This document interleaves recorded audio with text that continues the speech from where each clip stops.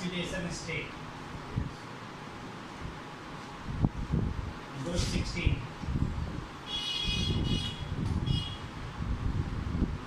Group 16 की बात हो रही।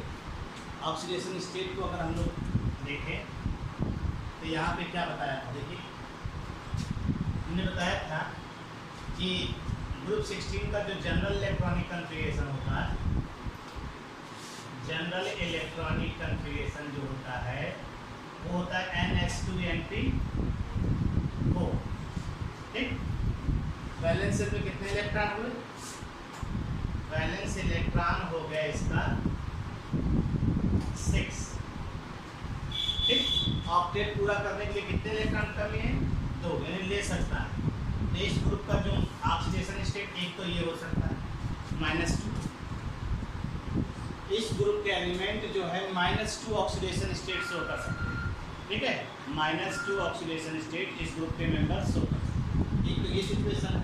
दूसरा हमने बताया था कि अगर आप देखिए NH2Np4 है। ठीक, NH2Np4।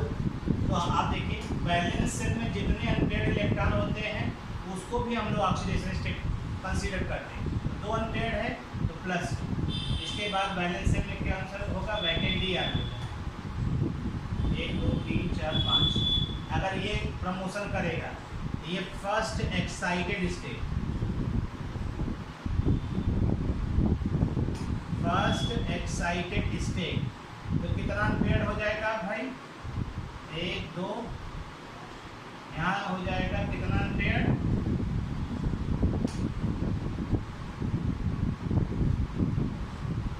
4 अनपेयर्ड। 4 अनपेयर्ड हो जाएगा तो +4 ऑक्सीडेशन स्टेट। और सेकेंड एक्साइटेड स्टेट में देखेंगे अगर तो ये वाला इलेक्ट्रॉन यहाँ जा सकता है तो यहाँ कितना हो जाएगा? +6। यानी अनपेयर्ड इलेक्ट्रॉन को देख करके भी आप बता सकते हैं कि ये अनपेयर्ड इलेक्ट्रॉन अगर किसी इलेक्ट्रोनेगेटिव आइटम जुड़ेगा तो +2 ऑक्सीडेशन स्टेट। ये अनपेयर्ड इलेक्ट्रॉन अगर किसी इलेक्ट्रोनेगेटिव आइटम जुड़ेगा तो +4 ऑक्सीडेशन स्टेट। और अगर ये वाला भी अनपेयर्ड हो जाए तो 6 अनपेयर्ड हो जाएगा तो +6 ऑक्सीडेशन स्टेट। तो हमने आपको बताया था ग्रुप 16 का जो जनरल इलेक्ट्रॉनिक कन्फिगरेशन होगा वो -2 +2 +4 होगा और +6। ये ग्रुप 16 के एलिमेंट का जो जनरल इलेक्ट्रॉनिक कन्फिगरेशन है वो -2 +2 +4 एंड +6।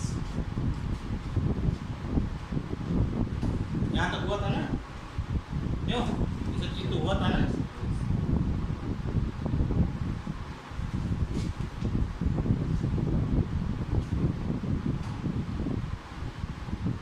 देखिए ये हमने S2Np4 लिया है, ये जनरल इलेक्ट्रॉनिक कन्फिगरेशन इसका होता है।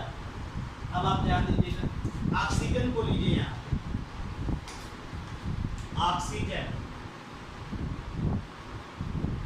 ऑक्सीजन ही सिर्फ एक ऐसा एलिमेंट है जो -2 ऑक्सीडेशन स्टेट। ठीक है, ऑक्सीजन सोर्स -2 ऑक्सीडेशन स्टेट। क्यों -2 ऑक्सीडेशन स्टेट शो करेगा? क्योंकि ये कैसा होता है? मोस्ट इलेक्ट्रोनेगेटिव एलिमेंट, या कहिए सेकंड मोस्ट इलेक्ट्रोनेगेटिव। फ्लोरीन कितना होता है इलेक्ट्रोनेगेटिविटी में? 4। ऑक्सीजन कितना होता है? 3.5। तो एक्सेप्ट मतलब ऑक्सीजन सबके साथ, oxygen always shows minus oxidation state. ये कंडीशन है। एक्सेप्ट कौन? Except fluorine. फ्लोरीन के साथ ये माइनस ऑक्सीडेशन स्टेट नहीं शो करता। ये फ्लोरीन के साथ माइनस ऑक्सीडेशन स्टेट नहीं शो करता। बाकी oxygen always shows minus oxidation. Except fluorine. अगर ये फ्लोरीन के साथ कंपाउंड बनाए तो देखो O2F2 कल लिया था ही OF2 O2F2 और OF2 क्या बताया था इसे? ऑक्सीजन डाइफ्लोराइड और ऑक्सीजन डाइफ्लोराइड, ये दो कंपाउंड हैं। यहाँ पे ऑक्सीजन का ऑक्सीडेशन स्टेट कितना होगा? +1, यहाँ पे +2, ये ऑक्सीडेशन स्टेट। तो ये ऑक्सीजन का ऑक्सीडेशन स्टेट, ये ऑक्सीजन का ऑक्सीडेशन स्टेट है जो प्लस शो करता है। इसके अलावा ऑक्सीजन हमेशा नेगेटिव ऑक्सीडेशन स्टेट +4+6 और फ्लोरीन के साथ करेगा। नहीं, ये +4+6 तो ये शो ही नहीं करेगा। कहाँ शो करता? शो करता है ये। और ये जो +2 +4 +6 जो है, इसके ऊपर वाले मेंबर भी बताते हैं। इसके पास डी ऑर्बिटल होगा, ये तो वैकेंट डी ऑर्बिटल इसके पास। ये क्या है? ये vacant D orbital. D orbital थोड़ा होता है ऑक्सीजन। ऑक्सीजन तो मैक्सिमम कोवैलेंसी कितनी शो करता है? 4 बॉन्ड बना सकता है। अब बात तो ये हो गई -2 +2 वाली। बाकी रेस्ट मेंबर की बात कर रहे हैं। रेस्ट मेंबर यानी ऑक्सीजन के बाद कौन आता है? सल्फर। सल्फर के पास क्या पाया जाएगा? Vacant D orbital. Rest member है वैकेंट डी ऑर्बिटल, इनके पास क्या पाया था? वैकेंट डी ऑर्बिटल पाया। वैकेंट डी ऑर्बिटल पाया था। और जब वैकेंट डी ऑर्बिटल होगा, कैन एक्सीड्स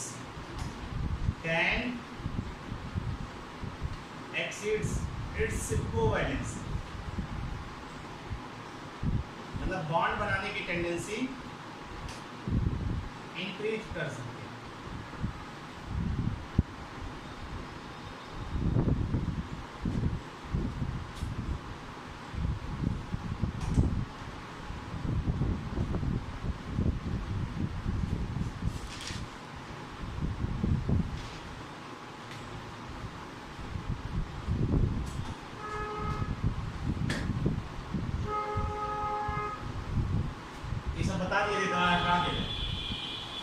देखिए इस ग्रुप में माना जाता है +4 और +6 वाला ज़्यादा कॉमन माना जाता है। +4 and +6 oxidation state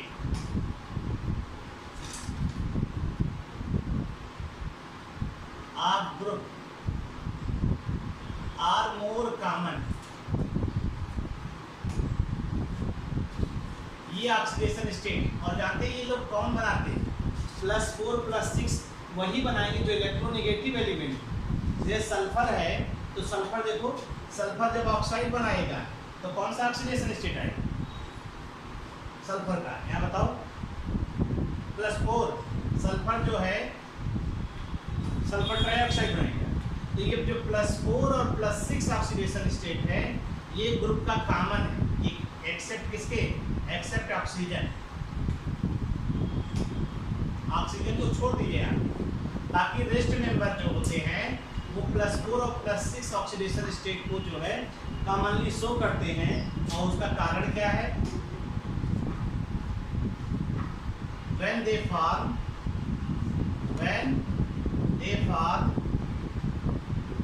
compound with इसके साथ most electronegative element, that is fluorine and oxygen. यानी +4 और +6 ऑक्सीडेशन स्टेट जो इस ग्रुप के मेंबर हैं वो कॉमन है, लेकिन शर्त क्या है? ये जब कंपाउंड बनाए किसके साथ? फ्लोरीन और ऑक्सीजन, यानी मोस्ट इलेक्ट्रोनेगेटिव एलिमेंट के साथ ये कंपाउंड बनाए। ठीक है भाई, आपको मालूम है टॉप टू बॉटम चलने पर +6 ऑक्सीडेशन स्टेट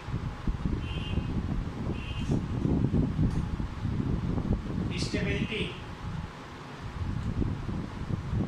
क्या होगी? डिक्रीज करेगी।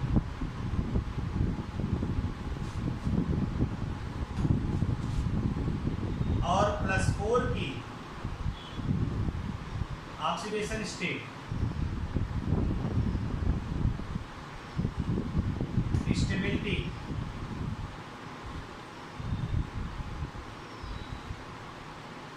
इंक्रीज करें, यानी +6 वाला नीचे चलने पर +6 ऑक्सीडेशन स्टेट की स्टेबिलिटी घटेगी और +4 वाली बढ़ेगी। क्या बताया था, याद है?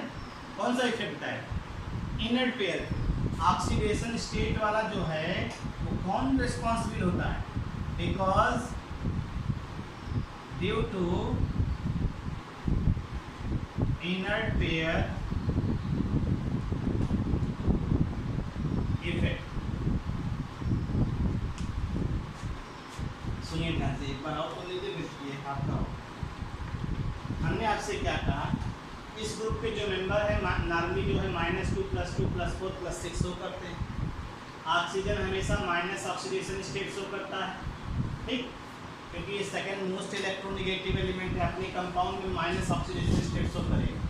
लेकिन ऑक्सीजन जो है फ्लोरीन के साथ कंपाउंड शो करेगा तो प्लस ऑक्सीडेशन स्टेट शो करेगा, +1 +2 दिखाई दे रहा है। रेस्ट मेंबर अपनी वैलेंसी बढ़ा सकते हैं, क्यों? क्योंकि उनके पास वैकेंट डी ऑर्बिटल है, ठीक, वैकेंट डी ऑर्बिटल है, इसलिए अपनी वैलेंसी को ये चेंज कर सकते हैं, बढ़ा सकते हैं, तो कोवैलेंट बॉन्ड बनाने की टेंडेंसी बढ़ जाएगी। इस ग्रुप के जो ग्रुप 16 के मेंबर है मोस्टली कौन से ज़्यादा ऑक्सीडेशन स्टेट शो करते हैं? +6 और +4, ठीक, और वो भी कौन? Except oxygen, rest member selenium, tellurium, polonium, ठीक है, सल्फर, ये सब जो है +4 +6 ऑक्सीडेशन स्टेट कंपाउंड बनाते हैं। लेकिन शर्त ये है इनका कंपाउंड किसके साथ होना चाहिए? मोस्ट इलेक्ट्रोनेगेटिव एलिमेंट, ठीक है। और आपका देखिए जैसे सल्फर ये है, सल्फर SO2 एग्जाम्पल देखिए, sulphur SO2 +4 oxidation state, sulphur SO3 +6 oxidation state, sulphur SF4 +4 oxidation state, sulphur SF6 +6 oxidation state, tellurium TeF4 +4 oxidation state, ठीक है, सेलेनियम F4 +4 ऑक्सीडेशन स्टेट। इस तरह से एलिमेंट जो क्या बनाते हैं? +4। देखिए लेकिन इसमें अधिकतर एलिमेंट कौन है? इलेक्ट्रोनेगेटिव। क्यों इलेक्ट्रोनेगेटिव? जो प्रमोशन कराना था ग्राउंड स्टेट का इलेक्ट्रॉन एक्साइटेड स्टेट में जो प्रमोशन कराना है उसमें ये सहयोग करते हैं इलेक्ट्रोनेगेटिव एलिमेंट। अभी आपको दिखाया था ना, जैसे ये वाला इलेक्ट्रॉन आपको प्रमोट कराना है, ले जाना है डी ऑर्बिटल में, ये था ऐसे था ना, ये वाला प्रमोट कराना है, तो इसके लिए जो एनर्जी की रिक्वायरमेंट होती है उसमें फ्लोरीन या ऑक्सीजन इलेक्ट्रोनेगेटिव एलिमेंट होता है, तो इसके प्रमोशन में सपोर्ट करता है। इसलिए यहाँ पे जो अनपेयर्ड होने वाली टेंडेंसी इलेक्ट्रॉन की है वो इलेक्ट्रोनेगेटिव के साथ बढ़ जाती है, इसलिए मोस्टली जो कंपाउंड बनेंगे वो इलेक्ट्रोनेगेटिव एलिमेंट के साथ ही बनेंगे। और ये भी कहा जाता है सल्फर के कंपाउंड जो है सल्फर SF6 यही स्टेबल भी होता है गैस के फॉर्म में, बाकी सब अनस्टेबल है। क्यों? क्योंकि नीचे चलने पर कौन सा ऑक्सीडेशन स्टेट बढ़ रहा है? +4 बढ़ रहा है, तो +6 वाला जो है अनस्टेबल होता है। प्रॉपर्टी ऑफ ऑक्सीजन या एनालस बिहेवियर कर लीजिए। एनालस बिहेवियर जो ऑक्सीजन है इट इज ड्यू टू, पहला due to small size,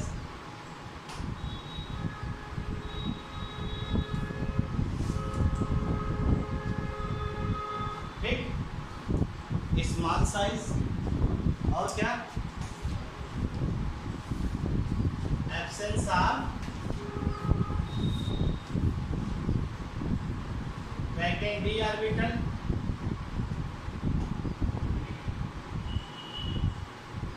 absence of vacant D orbital, और क्या होता है? यूनिक प्रॉपर्टी होती है formation of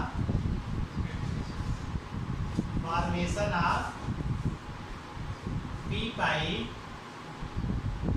P pi bonding.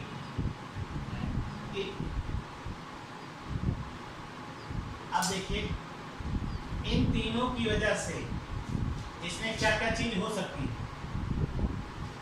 इन तीनों की वजह से अपनी कोवैलेंसी को can't exceeds its covalency more than 4। मतलब इसमें वैकेंट ही ऑर्बिटल है तो ये मैक्सिमम कितना बॉन्ड बना सकता है? 4 से ज़्यादा ये बॉन्ड ही नहीं बना सकता। जैसे आप देखिए आइस में वाटर के ऑक्सीजन कितने बॉन्ड बनाते हैं? 4। एक वाटर मॉलिक्यूल आइस का जो केज लाइक स्ट्रक्चर बनता है उसमें कितने हाइड्रोजन बॉन्ड बना सकता है? 4। ये ध्यान दीजिएगा कि कंपटीशन में क्वेश्चन को पूछा जाता है। एक वाटर तो मैक्सिमम ऑक्सीजन जो बॉन्ड बना सकता है वो कितना है? वही कोवैलेंसी कहलाती है। Maximum covalent bond form by an element in their excited state. तो ये कितना हो जाएगा? 4। क्यों? आप इसके पास देखिए because it has only one s and 3 p orbital for covalent bond formation।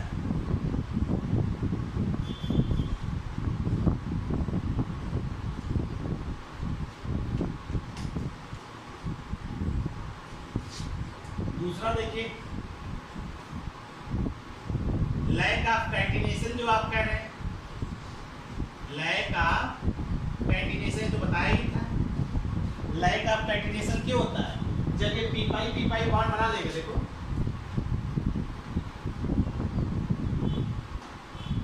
Due to formation of P pi bond with its valency हो जाएगी satisfy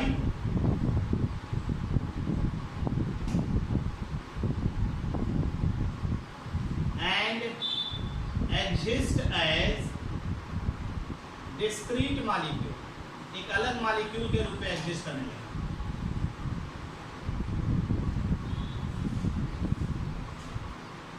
that's why it is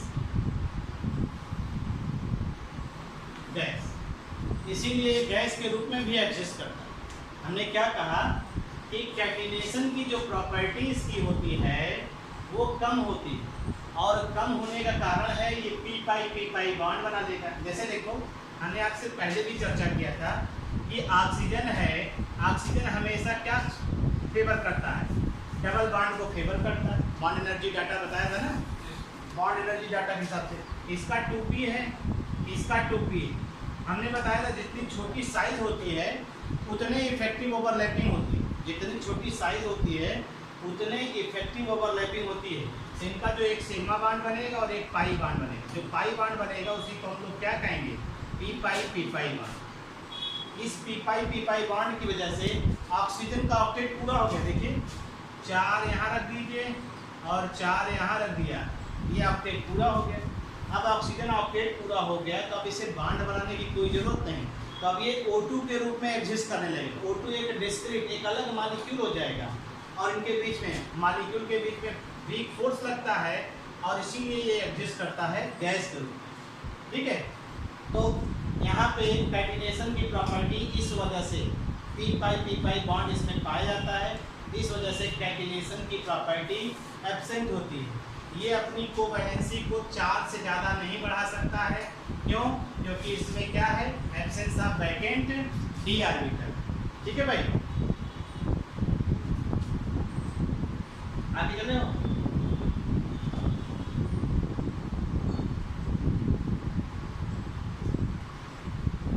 और ये कहता है कि साथ ही साथ कि ऑक्सीजन की साइज छोटी है और हाई इलेक्ट्रोनेगेटिविटी है।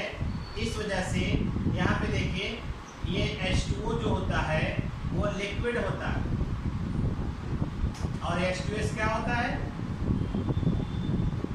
गैस। लिक्विड होने का कारण क्या है? इसमें हाइड्रोजन बॉन्डिंग पाई जाती है और इसमें hydrogen bond absent.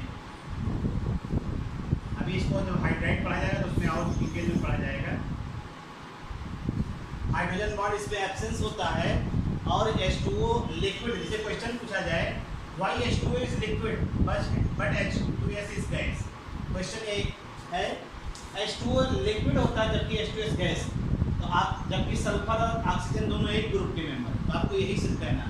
Oxygen electronegative ज़्यादा होता है इन कंपैरिजन टू सल्फर, और ये जो है वाटर में हाइड्रोजन बॉन्डिंग पाई जाती है जबकि सल्फर लेस इलेक्ट्रोनेगेटिव है, इसलिए उसमें हाइड्रोजन बॉन्ड एब्सेंट होता है। और हाइड्रोजन बॉन्ड एब्सेंट होगा तो उसमें कौन सा फोर्स पाया जाएगा? Van der Waals force.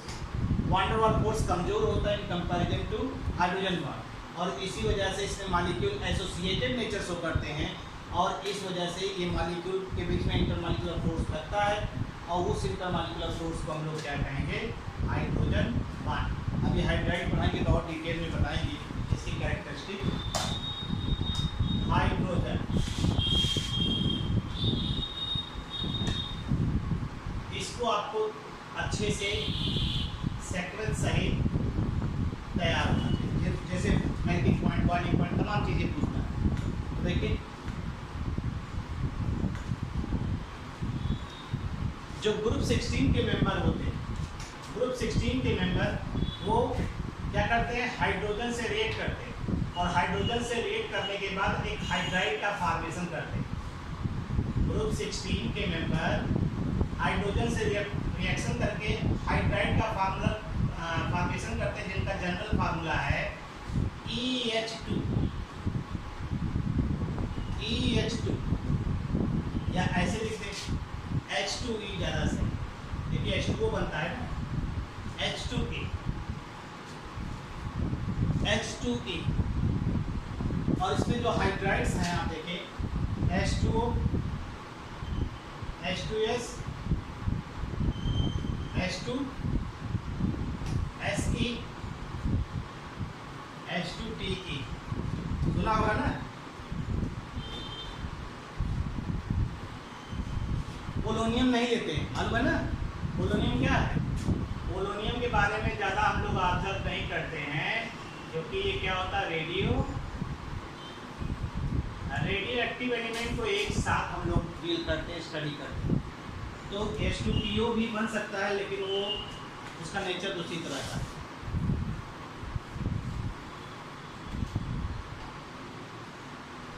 अब हमने आपसे चर्चा किया जितने भी हाइड्राइड हैं, हम लोग ये हाइड्राइड टोटल आ गए।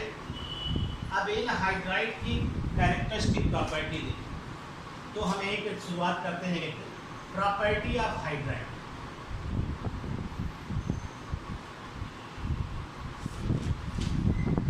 पहला सबसे इनका हाइब्रिडाइजेशन क्या होता है, इनका शेप क्या होता है, ये हमें मालूम होना चाहिए।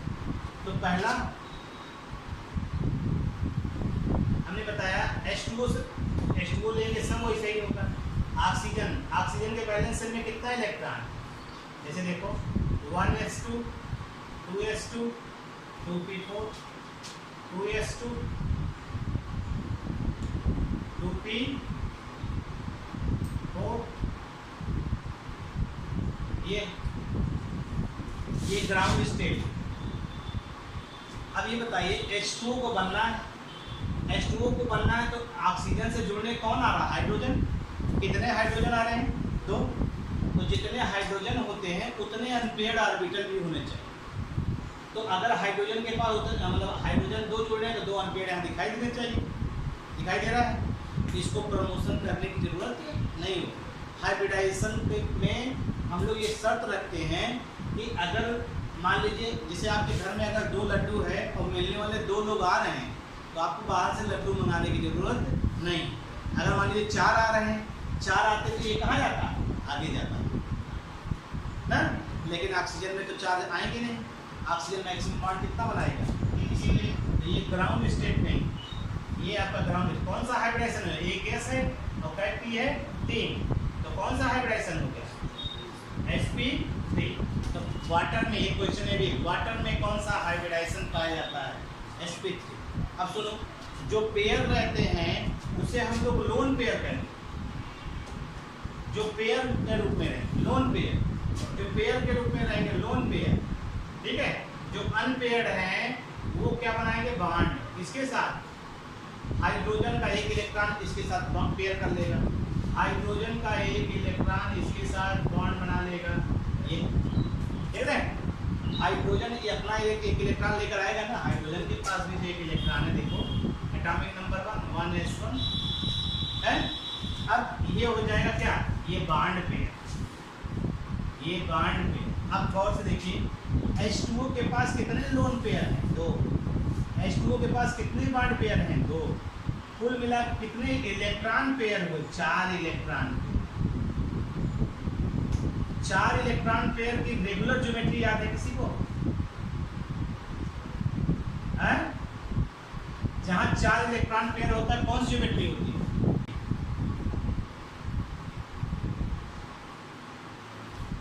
टेट्राहेड्रल किसका है एग्जांपल?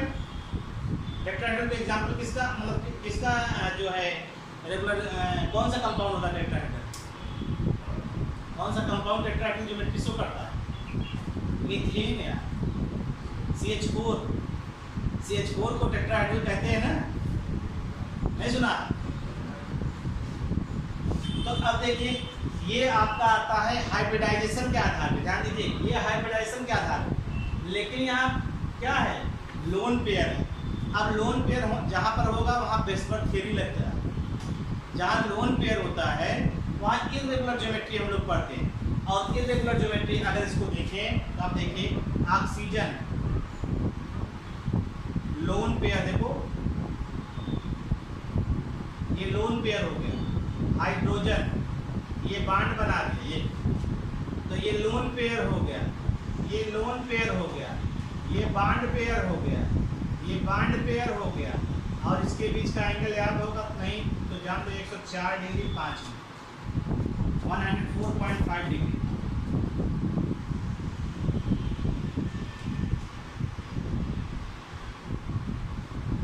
$104.5 डिग्री होता है भाई, ये ध्यान दीजिएगा।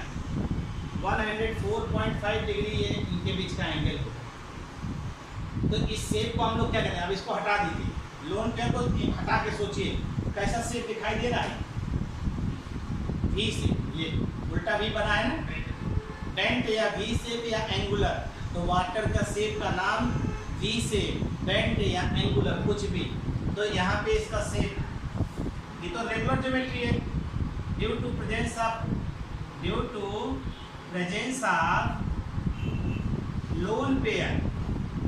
लोन पेयर की वजह से सोज कौन सी ज्योमेट्री? इर्रेगुलर,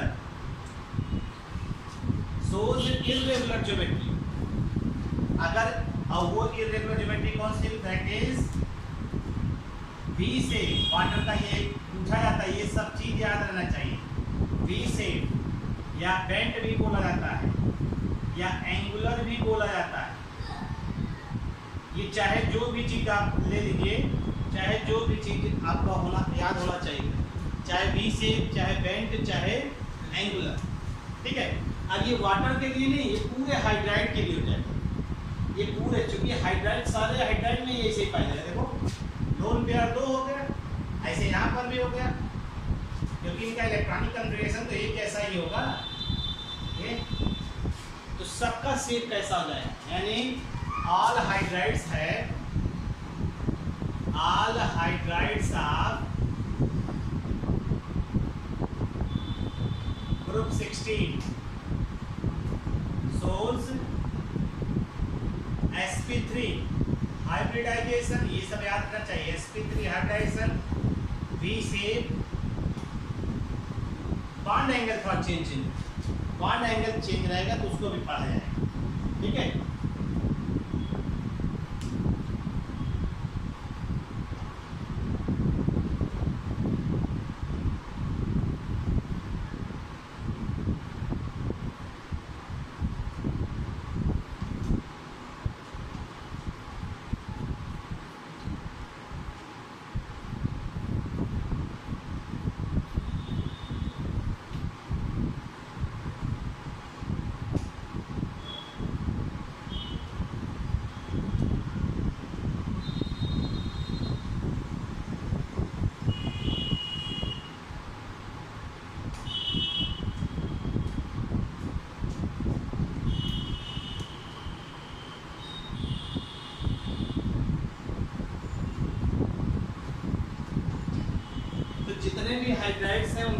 हाइब्रिडाइजेशन और सेप, ये आपको ध्यान देना चाहिए। एंगल आपका चेंज होगा, अभी एंगल बनाते हैं तो उससे आपको आइडिया हो जाए।